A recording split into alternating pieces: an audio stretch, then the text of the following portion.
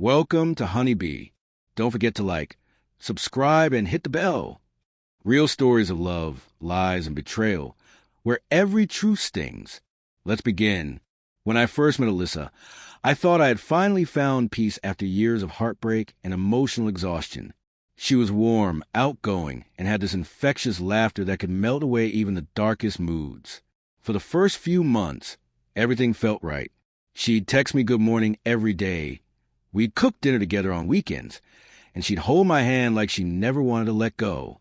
I believed wholeheartedly that she was different. That belief was the beginning of my downfall. Over time, things began to shift, slowly at first, like the air thickening before a storm. Alyssa started picking fights over small things. If I didn't text her back within 5 minutes, she'd accuse me of ignoring her. If I hung out with my friends, she'd sulk for days, claiming I cared more about them than her. I tried to reassure her, thinking maybe she was just insecure, maybe she needed more attention. But her behavior escalated. She'd show up at my job unannounced, go through my phone when I wasn't looking, and even question my female co-workers when she saw us talking. I didn't recognize the person I was becoming. I had always been confident and calm, but with Alyssa, I felt like I was walking on eggshells every second. I began to avoid conversations that could upset her, stopped hanging out with my friends, and made excuses for her behavior. She just loves me too much, I'd tell myself. But deep down, I knew something was wrong. The breaking point came one night when we had an argument about something trivial, me liking a photo of a friend's dog on social media. She screamed, cried, and threw my phone against the wall. I tried to calm her down, but she was beyond reason. The next morning, she left without saying a word. I thought maybe she just needed space. A week later, I found out what she had really done. A police officer showed up at my door holding a document, a restraining order. Alyssa had filed it against me, claiming that I had threatened her, stalked her, and made her fear for her safety. My world froze. I couldn't even process it at first. I had never laid a hand on her, never even raised my voice beyond an argument. I felt sick to my stomach, reading those lies written in black and white. She had described me as some kind of monster. The order stated that I couldn't contact her in any way, couldn't come within 200 feet of her, and couldn't visit certain places she frequented. It even prevented me from going to my favorite cafe downtown, because she sometimes went there. I remember sitting in my apartment that night, holding that paper in disbelief. How could someone I loved turn me into their enemy? At first, I wanted to fight it right away, to call her, demand an explanation, tell her how cruel and unfair this was. But that would have only made things worse. I knew that any contact could violate the order, so instead I followed it, every single word. I stayed away. I blocked her number, deleted our old messages, and stopped going anywhere she might be. I obeyed it perfectly. And that's when I started to see what her real plan had been. Through mutual friends, I learned that Alyssa had been talking about me behind my back. She told people I was obsessed with her, that I couldn't move on, and that she'd filed the order because she feared I might snap.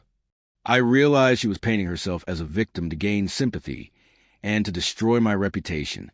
Her plan was simple: make me look like a bitter ex-boyfriend who couldn't handle rejection. But because I followed the restraining order to the letter, her story began to crumble.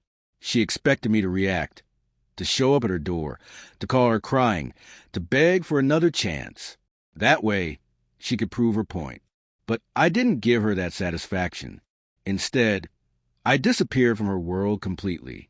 Weeks passed, and I focused on rebuilding myself. I threw myself into work, joined a gym, and started spending time with people who reminded me what real support felt like. The more I distanced myself from her, the clearer everything became. Alyssa thrived on control. She loved the feeling of power, making others react, manipulating their emotions, twisting truth into something unrecognizable. I had seen the signs, but ignored them because I wanted the relationship to work. Then something unexpected happened. She started showing up where I used to go, at the same cafe, the same gym, even near my workplace. At first, I thought it was just coincidence, but it kept happening. She looked surprised to see me, like she wasn't expecting it. but her expression always carried a hint of satisfaction. It was as if she wanted to bait me into breaking the order. Maybe she wanted to catch me doing something wrong, something she could use against me. So I stayed calm. I didn't speak to her, didn't acknowledge her presence. I walked away every time. I even started keeping records, photos, timestamps, witnesses, just in case I needed proof that she was the one crossing boundaries, not me. A few weeks later, she contacted one of my coworkers, claiming that I was harassing her online through fake accounts. That accusation could have cost me my job, but fortunately, my manager knew me well enough to doubt it. We went through every piece of evidence together, and nothing supported her claims. When Alyssa realized her plan wasn't working, she grew desperate. One night, I received a message from a new number. "I just want to talk." It was her. She had broken her own restraining order by contacting me. My heart raced, but I didn't respond. Instead, I took a screenshot and forwarded it to my attorney. That was the moment everything changed. My lawyer advised me to file a report, and within a week, a court hearing was scheduled. Alyssa showed up dressed like she was going to a photo shoot, playing the part of a heartbroken woman betrayed by a cruel man. But the evidence told a different story. My attorney presented every detail, screenshots, her messages, the time she had shown up near me, and even witness statement from friends who had seen her approach me first. Alyssa's confident expression began to fade as the judge read through the documents. Her plan to destroy me had backfired spectacularly. Instead of proving I was a threat, she had proven she was the one violating the order. The restraining order was dismissed, and she was given a warning for false statements. I remember walking out of that courtroom with a strange mix of emotions: relief, sadness, and a quiet sense of justice. She had tried to ruin me, but in the end, her lies had collapsed under their own weight. After that day, I didn't hear from her again. I moved to a new place, changed my number, and started over. I learned to be cautious about who I let into my life. Most importantly, I learned that silence can be the most powerful response to manipulation. Sometimes, the best revenge isn't fighting back. It's letting the truth reveal itself while you walk away in peace.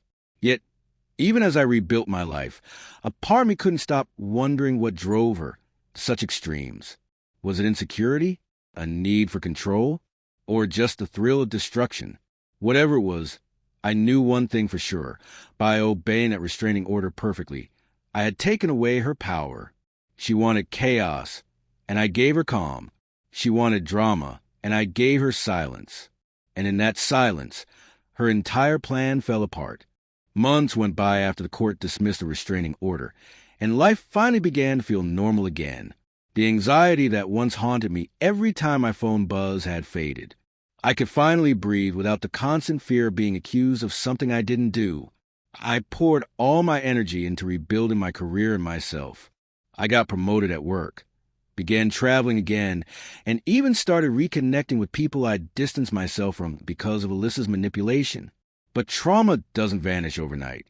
There were still moments when I'd wake up in the middle of the night, heart pounding, convinced that somehow she would find a new way to drag me back into her chaos.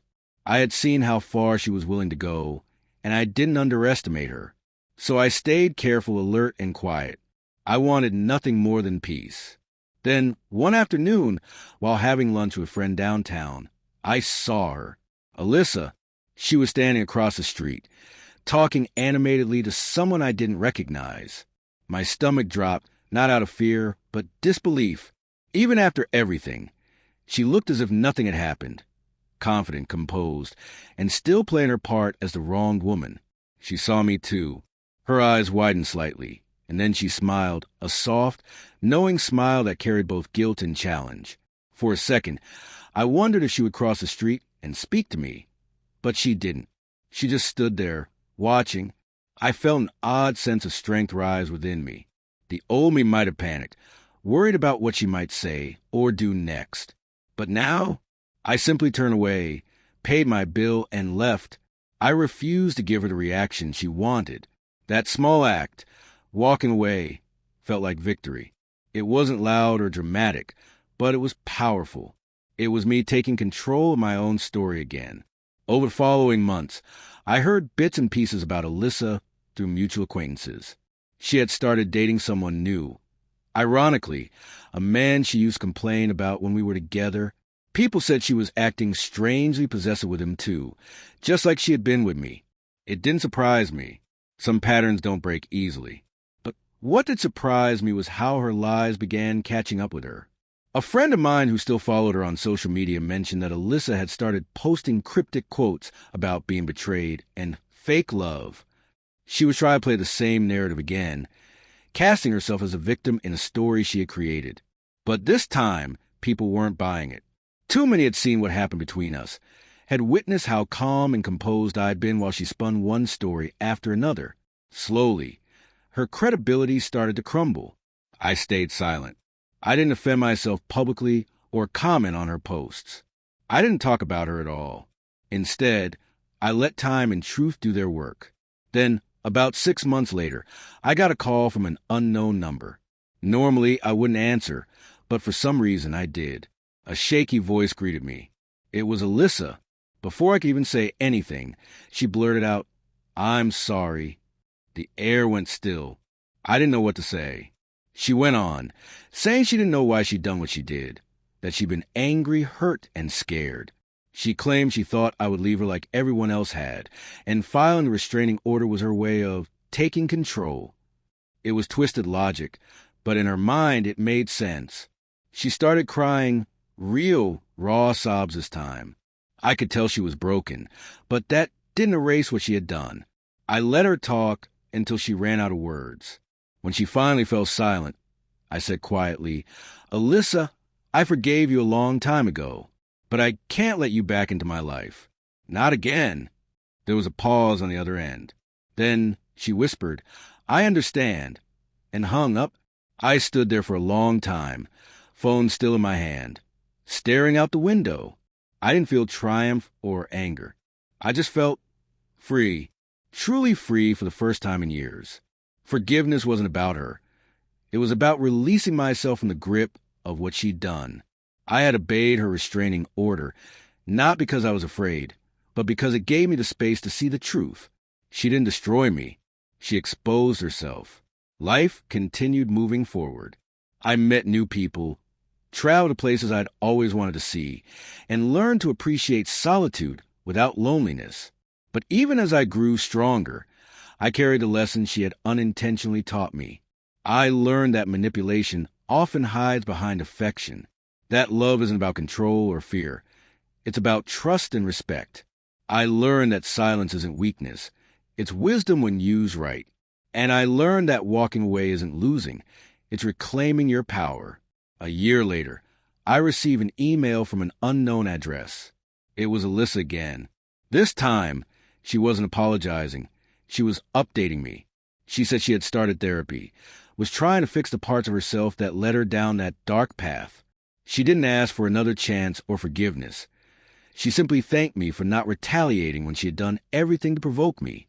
I never replied, not out of bitterness, but because I had already moved on.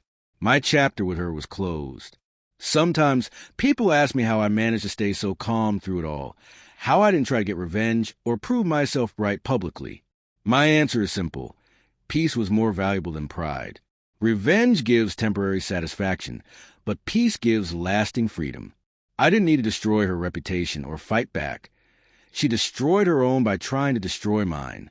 Looking back, I realized that obeying that restraining order wasn't just about following the law. It was about self-preservation. Every time I stayed silent, every time I walked away, I built a new boundary for myself. I refused to let her pull me into her chaos again. That decision changed everything. There was one moment, though, that stayed with me. Months after our last contact, I ran into one of her old friends at a bookstore. We exchanged polite greetings, and then she said something I'll never forget. She told me once, her friend said quietly, that you scared her, not because you ever hurt her, but because you never reacted. She said your calmness made her feel powerless. That sentence hit me deeply. It summed up everything. Alyssa had thrived on control and attention, and when she couldn't get either, her entire game fell apart. I didn't need to fight back. My silence was enough. In the end, Her restraining order became my shield, not my punishment. It kept me away from her manipulation and gave me the chance to rebuild without interference. By obeying it perfectly, I didn't just destroy her plan. I destroyed the hold she once had over me. Now, years later, I look back on that chapter not with hatred, but with gratitude. It taught me who I am when everything is stripped away. It showed me that real strength isn't loud. It's quiet, steady, and unwavering. Sometimes, I still see her face in my memories, smiling the way she used to when things were good.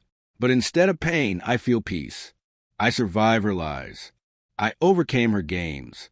And most importantly, I learned that walking away in silence and dignity can be the most powerful form of revenge there is.